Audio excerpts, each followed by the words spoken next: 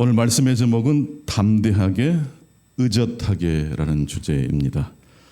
오토바이와 자동차의 차이점이 있습니다. 자동차는 전진과 후진을 할 수 있지만 오토바이는 전진을 할 수 있는데 후진은 할 수 없습니다.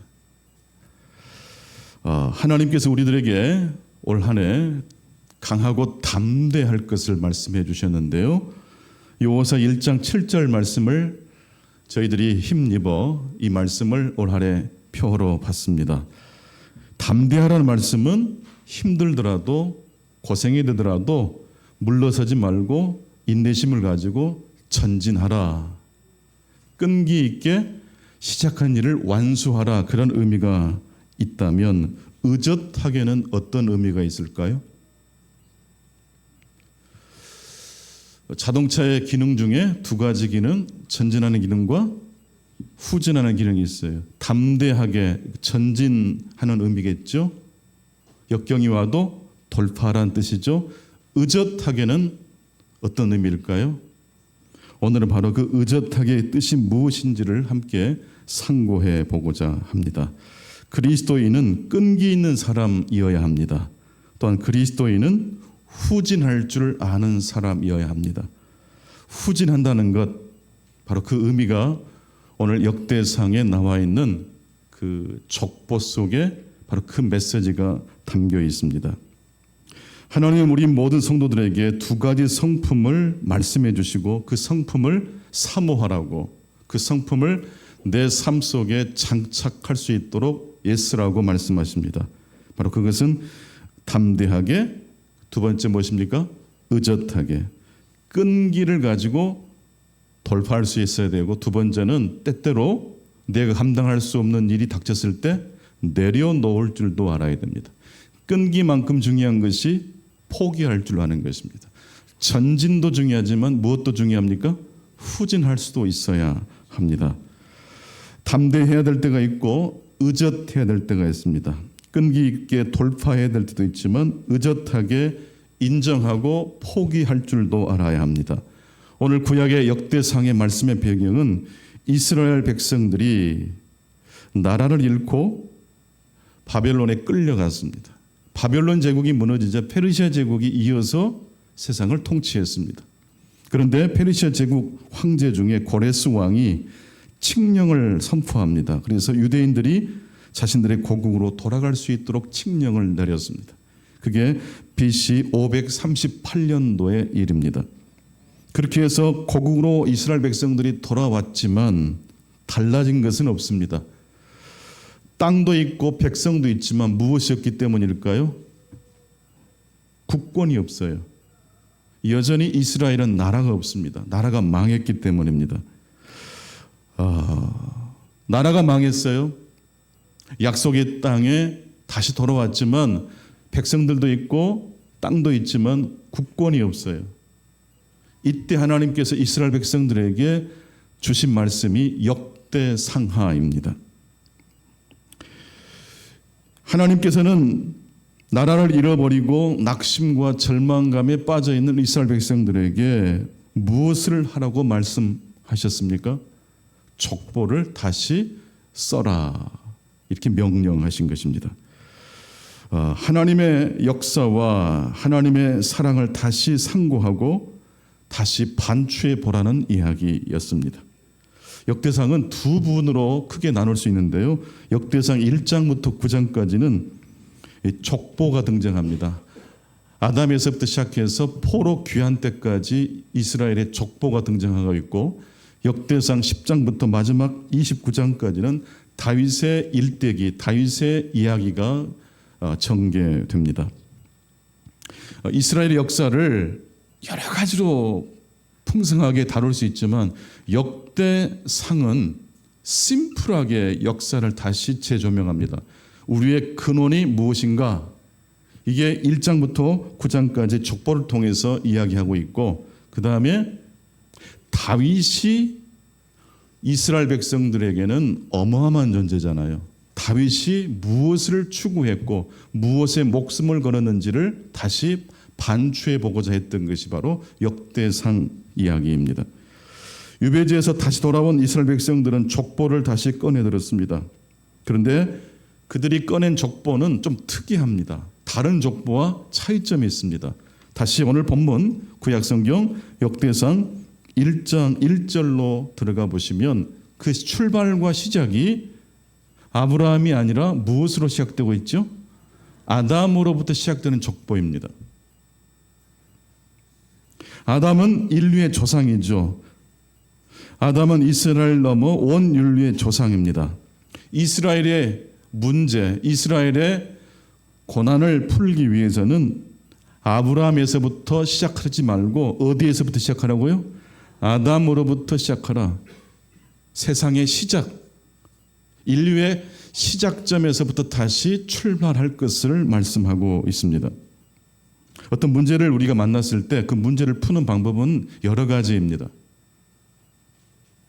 황병기 교수님이 살아계셨을 때 가야금 명인이셨는데 가야금 악보는 조선시대 작품밖에 남아있는 게 없습니다.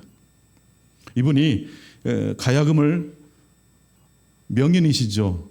교수이기도 하셨고 근데 이제 세월이 흘러가면서 덜컥 탈진이 온 거예요. 번아웃이 온 거예요. 가야금의 명년이신데 탈진이 왔어요. 어떻게 이 슬럼프를 극복할 것인가 갖은 노력을 하셨는데 그때 떠오른 것이 바로 신라 시대의 음악은 어땠을까? 조선시대 음악을 열심히 하시다가 어느 정도 절정에 다다랐을 때 그것이 이제 절정이 매너리즘으로 다가왔어요. 이것을 어긋내야 되는데 어떻게 하면 좋을까 하다가 더 먼 신라 시대로 넘어가서 물론 그 당시 발견된 악보는 없어요. 상상하는 거예요. 신라 사람들은 가야금을 어떻게 탔을까? 그렇게 해서 만든 곡이 침향무라는 작품입니다. 더 멀리 우리의 근원으로 돌아가면 현재의 매너리즘을 극복할 수가 있습니다. 첫 번째 이 아침 우리에게 주신 메시지입니다. 전성력으로 후진하라. 근원으로 돌아가라. 같이 한번 해보실까요? 전성력으로 후진하라. 근원으로 돌아가라. 그게 바로 역대상 족보의 첫머리 부분 아담으로부터 시작되는 바로 이스라엘 백성들의 족보의 의미입니다. 전성력으로 아담이 있는 자리까지 후진하라라는 것입니다. 이스라엘은 전성력으로 그렇게 해서 후진했습니다. 담대하게 의젓하게. 역대기 족보는 아담에서 시작됩니다. 아담은 인류의 시작이고 아브라함은 이스라엘의 시작입니다. 오늘날도 지금 이스라엘과 팔레스틴 사이에 갈등과 전쟁이 있죠. 이 문제를 해결하려면 어디로 가야 될까요? 아브라함으로 돌아가면 문제 해결이 안 돼요. 더 근원으로 가야 돼요. 아담으로 가야 돼요. 아담으로 가면 우리 모두가 뭐가 되죠? 하나가 돼요. 인류 한 형제가 되는 거예요. 창세기를 보게 되면 아담은 하나님께서 흙으로 빚으시고 그 몸에 생기를 부어 주심으로 생명이 생명체가 됐다고 그랬습니다. 그리고 그 모습을 하나님이 보시기에 좋았다라고 했습니다. 아담의 시작에 조음이 있었습니다. 그리고 그 조음이 흘러 넘치는 축복이 되었습니다. 바로 이 좋고 좋다라는 그 의미를 한 단어로 설명하면 제자리입니다. 하나님과의 관계가 좋았죠? 자기 자신과의 관계도 좋았죠? 자연과의 관계도 너무 좋았죠? 이 아담과 만나는 사람은 어떻게 될까요? 그래서 그 조음이 번져나가는 거예요. 난 여러분들이 날마다 행복했으면 좋겠어요. 행복하지 않을 때도 여러분의 삶이 우리의 근원이신 하나님을 붙들고 있기 때문에 고난과 역경이 와도 그 고난과 역경이 여러분의 표정이 안 드러났으면 좋겠어요.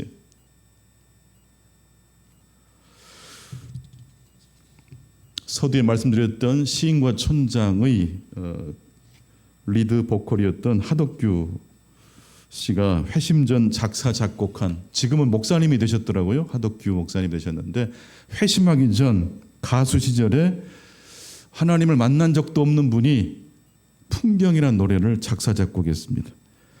나중에 회심하고 난 다음에 이 하덕규 목사님께서 자신이 어떻게 이 곡을 작사 작곡했는지 너무 신비하다고 고백하시면서 하나님의 일만 은총이 방황하고 있던 자신에게 임하였던 특별한 경험이었다라고 고백을 했습니다. 짧은 가사지만 울림이 있는 노래인데요. 자, 가사를 한번 같이 읽어봤으면 좋겠어요. 반복되는 내용이니까 같이 한번 읽겠습니다. 시작. 세상 풍경 중에서 제일 아름다운 풍경, 모든 것이 제자리로 돌아가는 풍경. 세상 풍경 중에 제일 아름다운 풍경, 모든 것들이 제자리로 돌아가는 풍경. 세상 풍경 중에서 제일 아름다운 풍경, 모든 것들이 제자리로 돌아가는 풍경. 이 가사가 계속 반복돼요.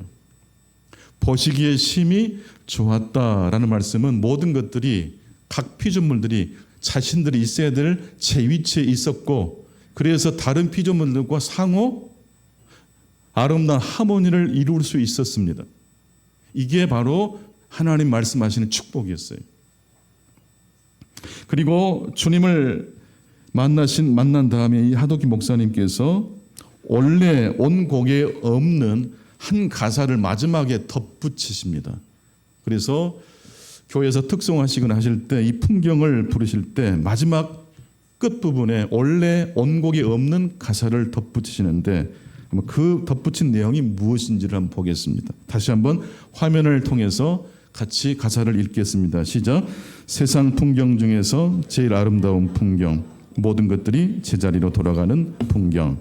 세상 풍경 중에서 제일 아름다운 풍경, 모든 것들이 제자리로 돌아가는 풍경.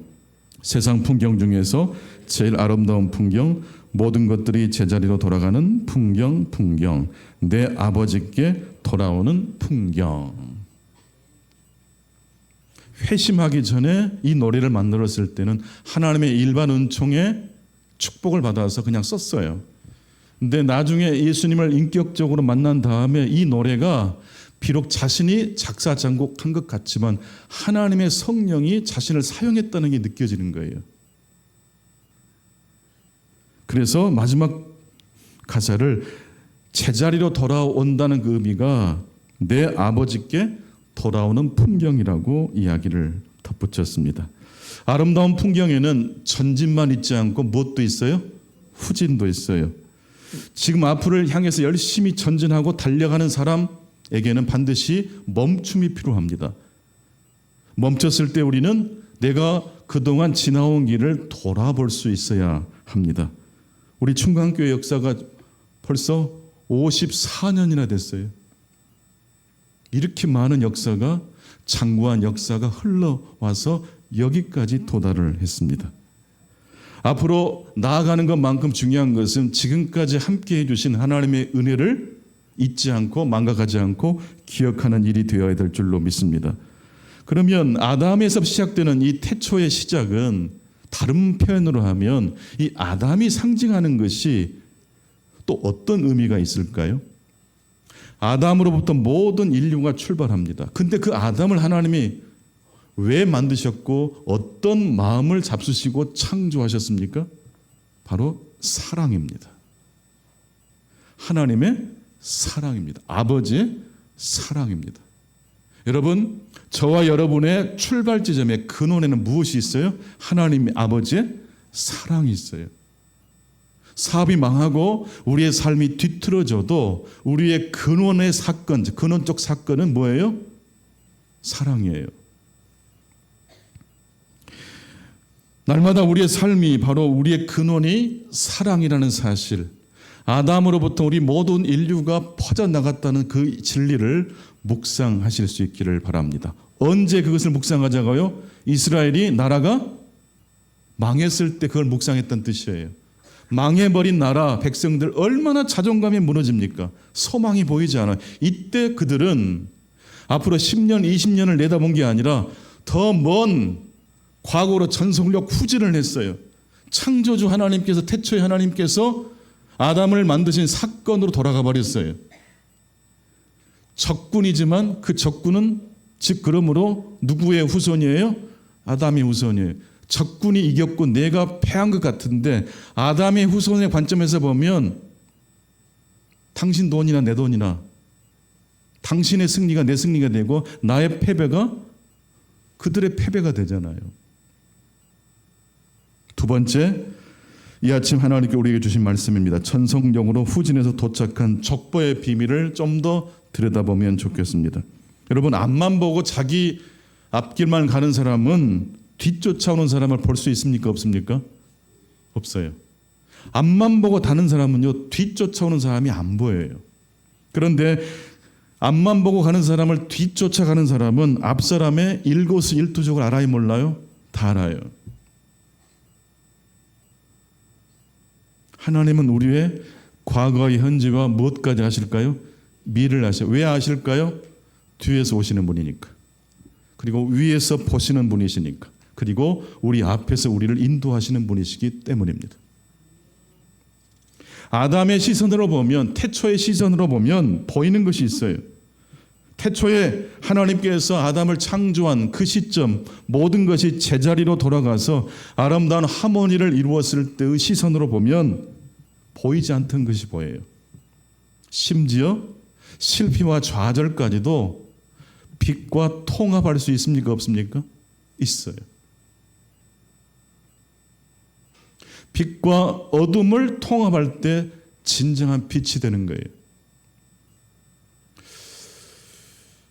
이스라엘의 근원에는 사실 불임 사건이 빠질 수가 없습니다. 아브라함이 그 씨를 이루어서 이제 이스라엘 백성이 되는 건 사실이지 않습니까? 근데 아브라함이 이스라엘의 조상이 되기 전에 무슨 관문을 먼저 통과해야 했죠? 불임을 통과해야 했습니다.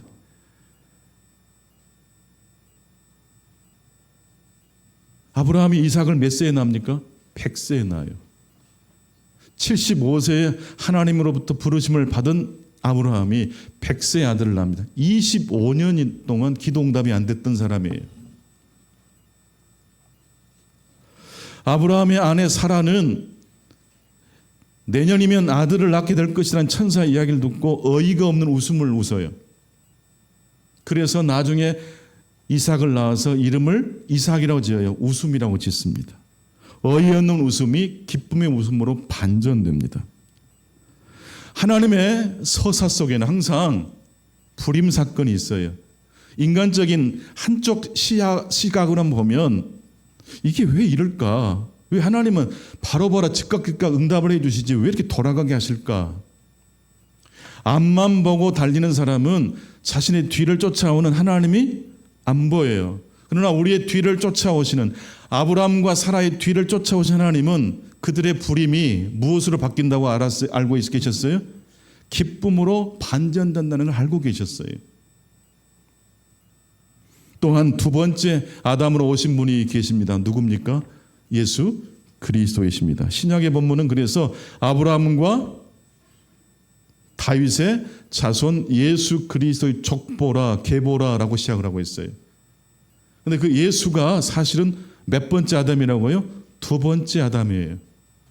예수는 누구누구의 어떤 종교의 소유물이 될 수 없다는 뜻이에요. 아담이 온 인류의 조상이었던 것처럼 예수는 온 인류의 소망과 구원자가 되시기 때문입니다.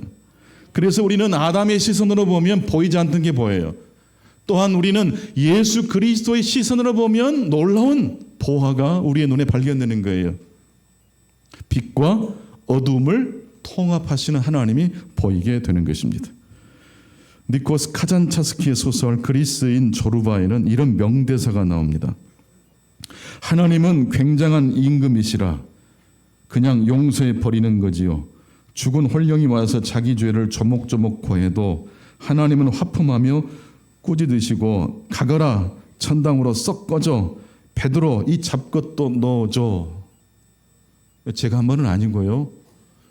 이 소설 그리스인 조르바에 나오는 한 대목에 정말 명대사예요. 가거라 천상으로 썩 꺼져. 가거라 천상으로 지옥으로 꺼져라가 아니라 어디로 꺼져라고요? 천당으로 썩 꺼져. 회개하는 자에게 하나님께서 큰 소리로 화를 내는 것처럼 보였는데 그 목소리 크신 하나님이 결국 욕쟁이 국밥집 할머니처럼 사랑이 가득 담긴 큰 목소리였어요. 가거나 천당으로 썩 꺼져. 그 다음 문장이 뭐죠? 베드로 이 잡것도 넣어줘. 베드로가 하나님 속 많이 썩였잖아요. 그런데 이 표현 속에 하나님의 무엇이 느껴지십니까? 사랑이 느껴지지 않습니까? 사실 여러분은 어떤 축복 중에도 뭐 이런 축복도 구하고 저런 축복도 구하시겠지만 그 모든 축복의 근원은 예수 그리스도세요. 근데 그 예수님은 어디 가면 만날 수 있죠? 여러분 안에 계세요. 그래서 여러분의 존재만으로도 여러분은 귀하고 존귀한 분이 된 줄로 믿습니다. 무엇을 성취했느냐가 중요한 게 아니라 여러분의 존재가 예수 그리스도의 성소가 됐어요. 왜 소설가는 이 그리스인 조르바에 이러한 대사를 집어넣었다고 생각하십니까? 작가는 큰 틀에서 보면 모든 인생은 다 가엾다고 생각했기 때문이라고 합니다. 정확한 또 치밀한 관점에서 사람들을 분석하면 문제점이 훨씬 더 크게 분석이 되는데 아담의 시선으로 예수님의 시선으로 보면 큰 시선으로 보면 모든 인생이 다 어때요? 가여운 인생이에요. 슬픔과 기도 제목이 없는 인생이 없지 않습니까? 멀리서 볼 때는 그렇게 잘 멋있게 보여도 가까이 가보면 다 아픔이 있어요. 여러분의 삶 가운데 가거나 천당으로 썩 꺼져라는 하나님의 성령의 음성이 들려질 수 있길 바랍니다. 역대상에 나오는 족보는 아담에서부터 시작하는 족보입니다. 시작에서부터 시작하고 있습니다. 가끔씩 지금 현재에서 미래로만 생각하지 마시고 우리의 뿌리, 근원이 무엇인지를 전성력으로 후진해서 묵상하시고 생각하는 시간이 꼭 있게 되기를 바랍니다. 마지막 세 번째입니다. 세 번째 메시지, 지루하고 재미없는 족보 이야기에 하나님의 시작이 있다는 말씀입니다. 1장부터 9장까지 여러분 한번 읽어보세요. 역대상. 중간에 재미없어가지고 졸음이 막 쏟아질걸요? 저도 그랬어요. 근데 이게 굉장히 그런 점에서 메시지가 있다는 것입니다. 여러분의 인생은 재미있으십니까? 늘 행복하십니까? 인생은 원래가 재미가 있어요, 없어요? 없는 게 정상이에요. 그래서 옷도 막 새 옷도 입어보는 것이고 화장도 해보는 것이고 자꾸 변화를 추구하는 것이에요. 왜요? 재미가 없어요. 여러분 밥이 맛있던가요? 얘들 빼놓고는 밥이 이제 나이가 먹으면 밥맛이 없잖아요. 그래서 간이 센 음식을 자꾸 연세가 드시면 찾는 거예요. 그런데 인생이란 바로 그런 재미없음의 이야기라는 것을 성경 역대상의 족보는 우리들에게 직접적으로 말씀하고 있는 것입니다. 족보에 나오는 이름을 계속 읽다가 이게 의미가 하나도 안 느껴지는 겁니다. 그래서 이걸 왜 읽어야 되지?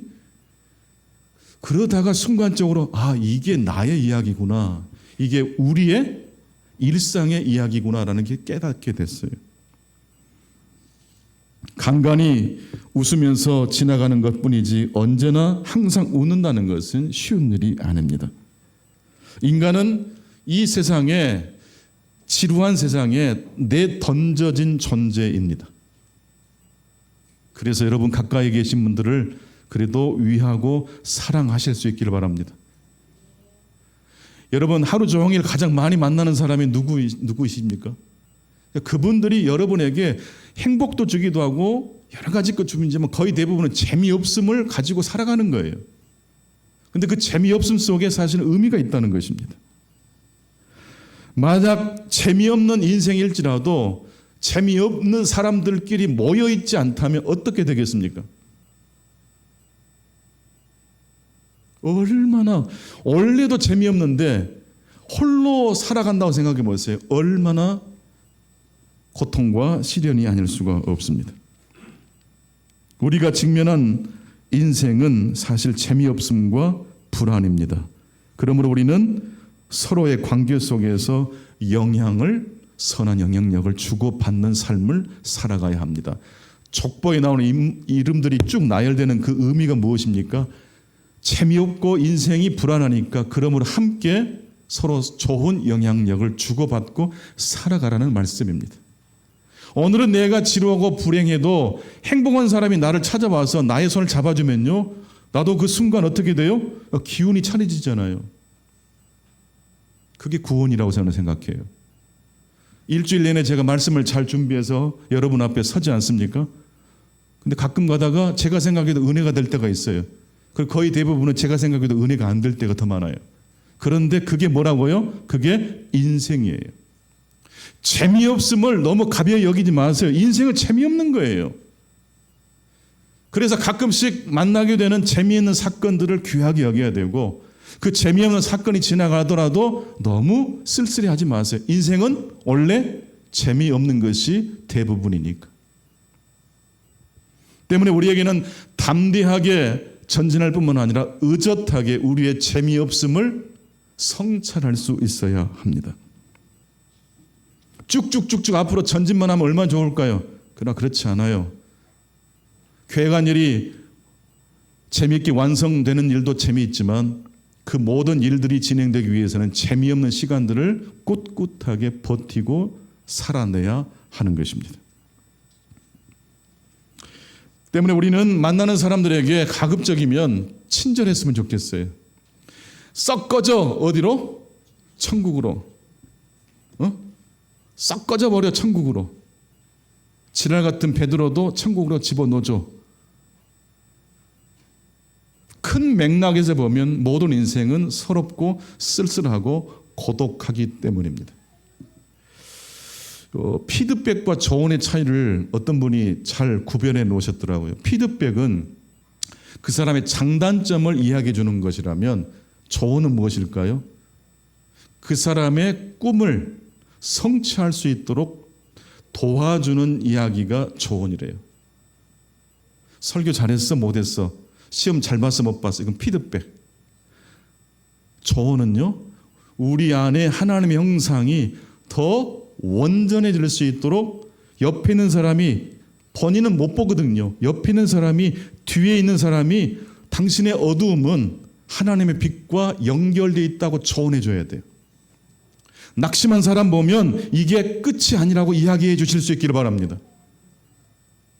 내 이야기는 내가 잘 못해요. 근데 옆에 사람의 이야기는 내가 할 수 있어요. 잘 보이니까. 반드시 아담의 시선으로, 그리고 두 번째 아담의 신 예수님의 시선으로 여러분의 아내와 자녀들과 남편을 찾아가셔서 피드백이 아니라 조언을 해 주실 수 있기를 바랍니다. 성도 여러분, 여러분의 꿈은 무엇입니까? 여러분의 인생을 통해서 하나님은 어떤 계획을 가지고 계실까요? 그저 하루하루 살아가는 삶이 쌓여져서 마침내 우리들이 도달해야 될 그 천국, 그 앞에까지 가기 위해서 우리들이 이 땅에 살면서 무엇을 위하여 살아가야 될까요? 하나님이 그토록 원하시는 건요, 우리 안에 하나님의 형상이 온전해지는 것일 것입니다. 말씀을 맺겠습니다. 오늘 말씀은 담대하게 의젓하게입니다. 전성력으로 후진해서 근원으로 돌아가라고 첫 번째 말씀을 드렸습니다. 나라가 망했을 때 이스라엘 백성들은 어디로 돌아갔어요? 근원으로 돌아갔어요. 하나님의 사랑으로 돌아갔어요. 두 번째로 전성력으로 후진해서 도착한 족보의 비밀은 무엇입니까? 앞만 보고 달려가는 사람은 자기 모습을 볼 수 없지만 뒤쫓아가는 사람은 앞서가는 사람의 모든 모습을 볼 수 있어요. 난 여러분들이 피드백을 넘어 조언자로서 여러분의 자녀에게 축복을 안겨주실 수 있기를 바랍니다. 지루하고 재미없는 족보 이야기에 하나님의 시작이 있다는 사실을 꼭 기억하십시오. 이 한 주간도 여러분의 일상은 거의 대부분 재미없고 반복되는 일상일 것이지만, 그러나 바로 그 속에 누가 계셔요? 하나님이 계실 줄로 믿습니다. 하나님의 축복과 평강이 함께 하시기를 축원합니다. 기도하겠습니다. 하나님 아버지, 저희들에게 오늘 이 아침 담대하라고 말씀하셨고, 의젓하게, 낙심과 절망의 자리에서 의젓하게 우리 인생과 이 세상의 창조의 근원의 자리로 돌아가서 다시금 우리의 삶을 반추하라고 말씀해 주셨습니다. 거의 대부분 우리 인생은 반복의 일상이고 지루함의 일상이지만, 그러나 그 와중에도 하나님은 우리를 찾아오는 어떤 이들을 통해서, 하나님의 몸된 교회를 섬기는 그 충성의 이야기를 통해서 우리의 삶을 풍성하게 요리해 주고 계시는 줄로 믿습니다. 하나님, 이 한 주간도 우리가 만나는 사람에게 좀 더 친절하게 다가서게 하시고 서로가 서로를 긍휼히 여겨줄 수 있는 복된 한 주간 되게 해 주옵소서. 예수님의 이름으로 기도하옵나이다.